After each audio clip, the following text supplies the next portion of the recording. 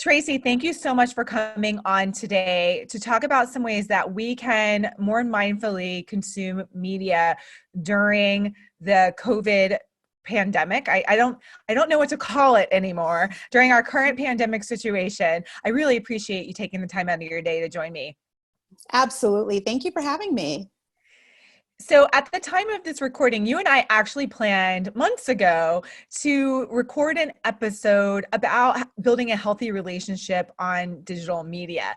And we still plan to produce that episode, but on the fly just now, we decided that maybe it might be more relevant to share some information about how to mindfully engage in the digital environment in this time where all of us have been everything about our lives, almost not quite everything, but our working, schooling, and largely social lives have been thrust online, as well as an uptick in consuming media like television and news, and all of us being online probably more often than not, maybe having some guilt about that and different range of experiences. And so we are shifting gears on the fly.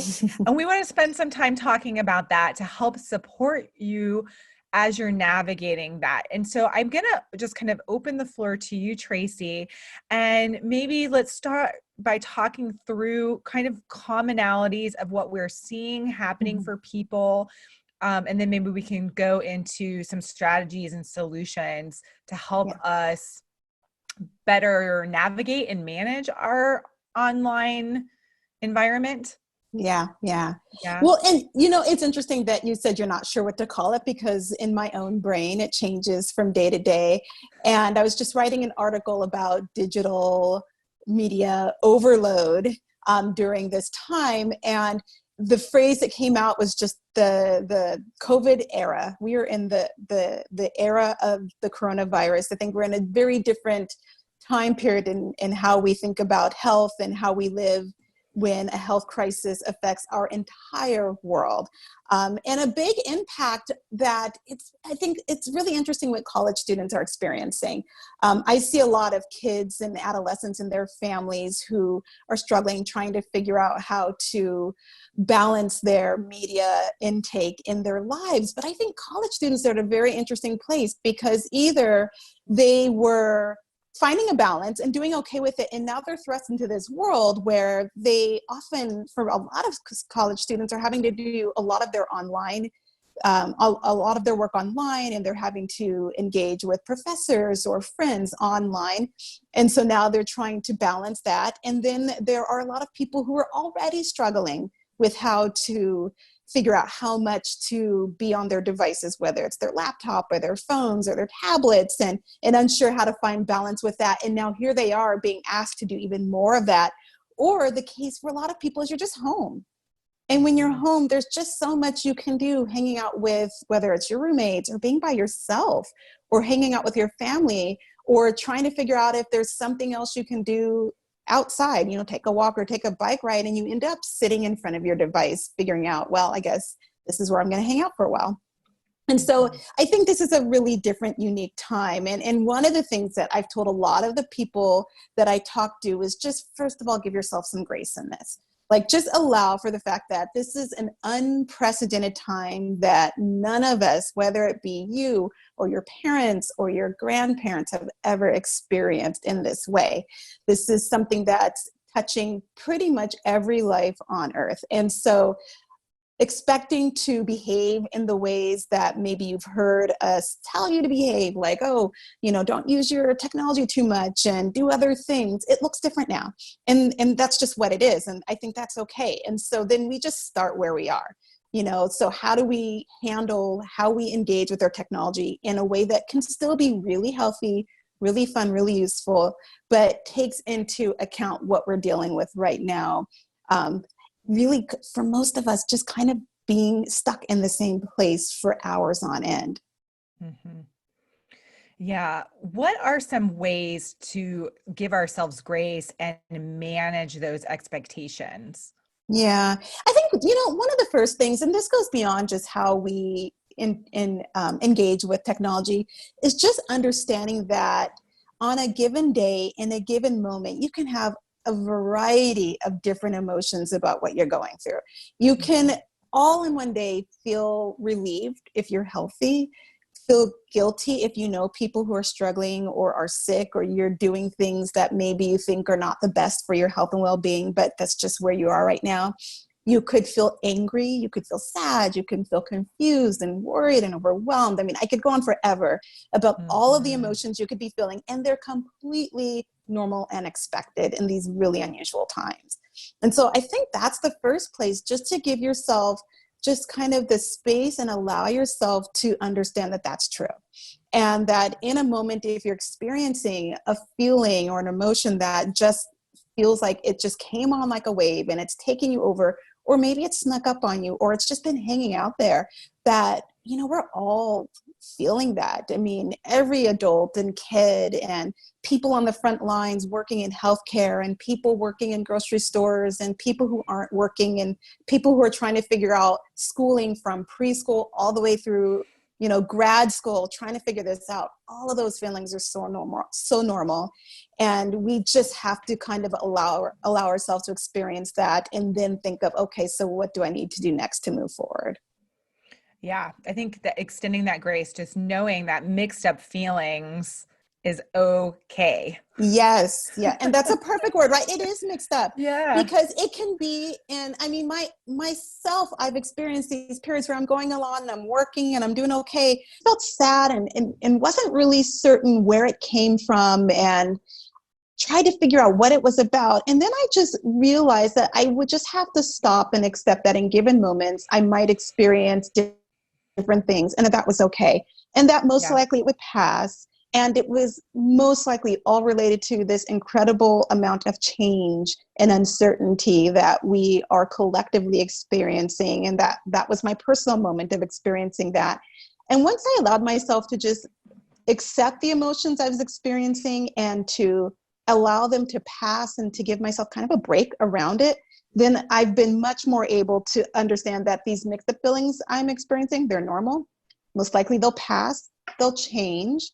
It may get hard at different points in time, and that's okay. I can kind of do the hard things of feeling big feelings and big emotions that feel confusing, and know that everybody around me is feeling the same thing, and that we can get through it. How does our consumption of media interact with our feelings and thoughts about this situation? Yeah, that's a really interesting question, because our consumption of media, even without this situation, really impacts our physical and our mental, psychological well-being. Like there's research and there's data on how we consume media and technology affects us in huge numbers of ways. And a lot of that is related to the content of what we're consuming, the amount of time we're spending on media, how we're engaging with other people on media.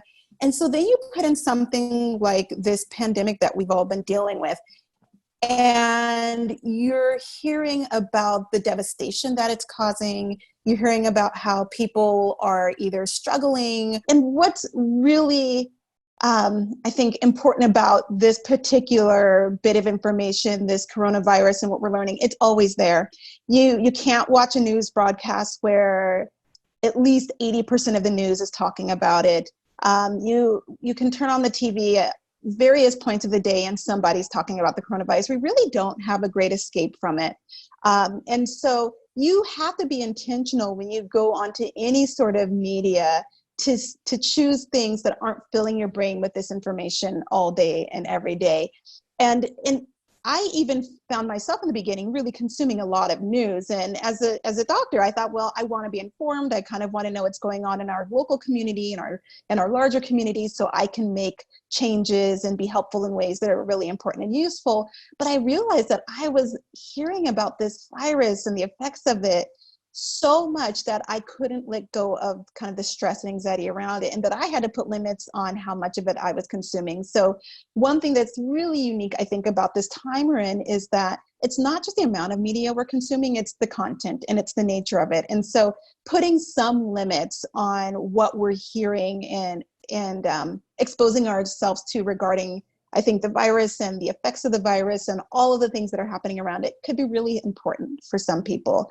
I find myself saying, I check the news in the morning, I check my news in the afternoon or the evening, and I have to just trust that there's not going to be too much that happens outside of those times that I can't get figured out during those times that I've set for myself. And so I think the number one thing, when we're on our media, being very thoughtful about what we're doing. If you want to do something online and you kind of have a sense of what's going on that's useful in your life with coronavirus, then, reach out to a friend, talk to someone, watch a movie, binge watch something. Like, I think that's a perfect time for these sorts of things. Like, I binge watch things, and I'm not a big binge watcher, but I'm like, hey, I can sit for a couple of hours and watch something, and I feel a lot healthier if I've decided that I am going to be on media than if I sat for a couple of hours and watched newsreels, or not newsreels, but news clips and things about what's going on right now with the coronavirus. Yeah, it's really hard to escape. I mean, on YouTube, it's all of the content at the top. On social media, everyone is talking about it. I mean, we're talking about it here on the podcast as a way of for trying to provide coping strategies and support for people during this time. It's everywhere, like all content, because it's such a universal experience, which is in some ways amazing and really interesting. I'm a historian, so I find that to be really fascinating. But then on the flip side, it's also a shared experience. And so you are always interacting with everyone else's response to the experience, which can be a lot to take in. Yeah. And our brains aren't really designed for that. Our brains aren't designed for so much information that we have to sift through and digest all the time. Unfortunately, because there's so much information about this particular topic in every platform that you could visit, you have to opt out. Like, if you've decided that, hey, I want to watch, a YouTube video, or, I just want to kind of go and see what's going on in the news somewhere, you have to opt out of this information and look for things that are important to you, but maybe give you a break from thinking about this all the time. And I'm not advocating for being poorly informed or misinformed, but I think there's a limit to the amount of information that we really need to be able to do what we have to do in our daily lives. There's just, I think, a limit. And you mentioned that everybody has thoughts and opinions and experiences about this. That's, if we try to hold all of that, first we're thinking about our families who maybe we're staying with and we hadn't been staying with them before, because if you're home from college, and you've realized that you don't get to go back to your dorm or to your apartment, and now you're with your family, you're holding kind of what that feels like to be in these relationships in a different way, and how everybody's dealing with this virus and the effects in their life, whether or not somebody in your house is sick or people are just kind of nervous about it. And then you're dealing with your friends. Maybe you're talking to them and you're hearing about what they're worried about and what they're nervous about. So then you're holding that information. And then if you go on the internet and you're on YouTube, or you're on TikTok and you're looking at people posting their thoughts about, it's everywhere. You're on Instagram and people are putting some things that are motivational and some things that are just kind of scary, or their experiences. You really have to manage how much you can actually hold in a given moment. And sometimes you just have to opt out and decide, I am concerned and I do have feelings about this, but I can't think and process about this particular thing right now. And I think everybody has to turn it off for at least some periods of time. Yeah. And when you are, one of the things that I've been talking with students about is to think less like a passive consumer by scrolling passively and just taking in whatever passes you by, and think more like a curator, and seek specific accounts where you want to get information, or seek specific news outlets where you want to get information, and curate the content that you're taking in so that you're not just being blasted by it all. Exactly.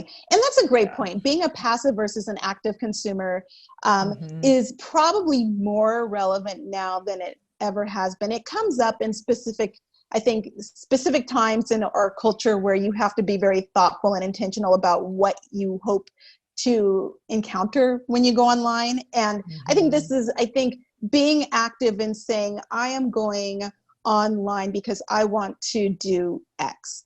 So I want to go on Instagram and check my feed and see who's been talking about what.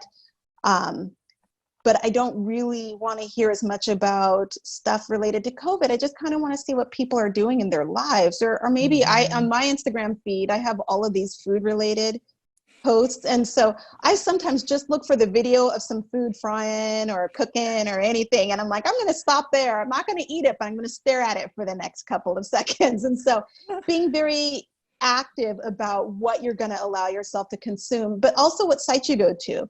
And so if you know there's a platform that you really have kind of always gone to, and that's where you get your information from, but you realize every time you go there, you're just being blasted with all this information, and you notice when you're there or after you're there that you feel more anxious or you feel more sad or you feel more stirred up, that maybe you need to take a break from that particular platform, or at least consume less of it, and not and consume less of it, meaning go there less frequently and limit the time that you spend there, and maybe even limit the amount of information that you consume. So you say, well, I want to be up to date on what's going on with COVID. I'm going to find one good comprehensive, piece that talks about it in a balanced way, and then I'm done. And then I'll move on. I don't have to look at every single angle on every platform that I go to. I have an idea of what I need to know for the day, how that's going to help me get through my day. So if I'm just staying at home and I'm doing my classes online, I'm hanging out with my family, maybe there's not a whole bunch I need to know. If I've been designated as the person who's young and healthy that gets to go to the grocery store, then maybe I want to know locally. So when can I go? When's the best time? Or, do I need to wear a mask? Maybe there's some information that might be useful. So being really thoughtful and intentional about what information you're receiving and why you're using it. Yeah. It's interesting to me that intentionality, which is a part of what we are encouraging here at College Fit anyway, is to consume your college experience intentionally. And so it's a good practice anytime, but especially now when there's just such a overwhelming amount of information available to consume. Yeah, absolutely. And also really, and this is something that I don't think you think about as much when you're in college, but you can really start thinking about what are the things that are really super important in my life. Meaning, if I had to let almost everything in my life fall away, but maybe these 3 or 4 things, what would those 3 or 4 things be? And how am I paying attention to those? And how is the way that I engage with my technology either supporting that or, getting me off track from those things? And so if I know that, my relationship with my friends, and really paying attention to, my career or whatever my interests, my academic interests are, those are the things that are really important in my life right now. Then when you're using your device and you're going online, then saying, I got to make sure I'm touching bases with my friends, that when I'm not on my device, I'm hanging out with my family, that I'm staying up on my courses and learning about things that are interesting to me. And maybe all of that other stuff I can really dial down a bit. Because I really do need to be very thoughtful about what I'm letting into my brain and into my mind and how that's affecting me. Mm-hmm. Yeah. Well, we have covered a lot of ground on that. Is there anything that we haven't talked about that you think is really important for us to think about as we are navigating media during this time? Yeah. I just would say, the basics always apply. And so anytime I talk about media, there's some really basic stuff that I want everybody to apply. And I think it's probably more important now than maybe at other times. But number one, don't be attached to your device, whatever your device is. Put it away, have device-free zones wherever you're staying right now, whether it's your bedroom or the kitchen table. Have places that your device doesn't get to go with you. Turn off notifications. People love notifications, and I get it. You want to feel like you're plugged in and you're up to date, but I think this is a great time to say that your life is not on demand. On demand is something that you can choose to consume, but that you yourself don't have to be on demand. And so there's rarely going to be anything that comes across your device that you have to respond to within 10 seconds. And so you can turn off those notifications. You can check your favorite apps when you feel you're in the mood to check them. And then otherwise, they don't have to have a hold on what you're doing with your time. Setting time limits on your device is really important. So say, if you, this is different for different types of engagements. If you're going to watch a movie, then go watch your movie. You don't have to set a time for that. Do whatever your movie or your show that you're watching, whatever length of time you decided to do that, that's fine.